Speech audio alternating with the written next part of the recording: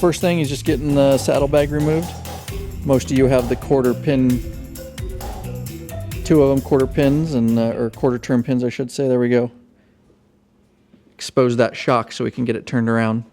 So these 2014 and on Harley Davidson, a lot of these shocks, although it rides fine, it's not going to affect performance. It does affect you, and sometimes, and each, depending on when it was manufactured, your Harley, the factory was putting these, what a lot of people say, are upside down because it's different looking than the left one.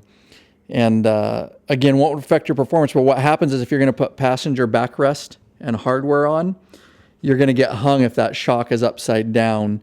And so we're pointing in there, he's pointing. What happens is you try to get it in there and it's jamming up because this plate up here on the top is keeping it from doing that. And so by turning it upside down, you can see, and you will see that we're going to have more clearance. So that's why we're getting in here and doing this. All right, and so he's got a 3/4 inch socket, top and bottom, that he's wrenching on right now. Of course, the bike is on our lift. You could do this right on the garage floor if you wanted. We'll just have it up on a lift so we can film it. Makes it a little easier for Lurch since he's like 7 foot tall. Almost. So we're switching to a 3/4 inch wrench because that saddlebag support is not going to let our socket get this all the way out. So you just use a box end wrench, or we've got these ratcheting wrenches that he's using. Get this bottom one out and we'll move to the top one, of course.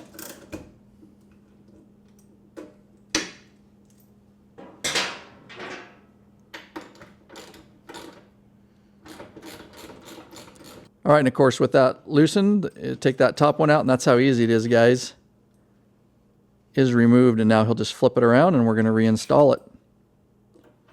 All right, and just getting the top one started. We're not going to crank it all the way down yet because we've got to get the bottom one lined up and started. We'll snug everything down at the end. Okay, and so we've got the top started, and you're going to see him put this bolt in. You can see it's not going to line up, and they have a lot of tension on those, so we're actually just going to jack the bike up a little bit and take a little pressure off there, and then those holes will line up. All right, so we've got a jack under the bike. And that's all Lurch is going to do is start jacking this bike up and taking some of the pressure off so that lines up over there.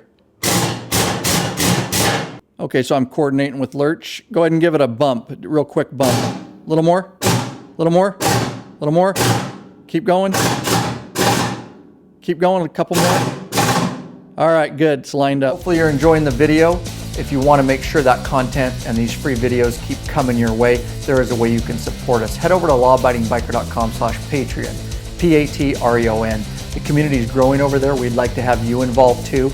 There's no risk over there. You can sign up for a certain level and pay a certain amount per piece of content with a cap. Absolutely no risk. There are some benefits over there. T-shirts and a private Facebook group and some premium content. All depends on what level you sign up as. But that is a way that you can assure the content keeps coming your way. lawabidingbiker.com/Patreon. Patreon. Of course, if you ever want to just leave a flat donation, we do accept that too and appreciate it. lawabidingbiker.com/donate. Don't forget to check out that weekly podcast, guys. It's on fire. Ton of content we're putting out. Get involved over there. It's the Law Abiding Biker podcast. All right, let's get back into your video. He's got all that lined up. And we'll start cranking things in now, top and bottom. All right, and a lot of times we don't use a torque wrench on non-critical things, but this would probably be a pretty critical one. 35 to 40 foot-pounds is what he's doing on the torque wrench. That's what this bike in this year, you make sure and check your manual to know your torque specifications. He's gonna do that on the top and the bottom. Again, 35 to 40 foot-pounds. And Buddy the shop dog says that we did the shock just right.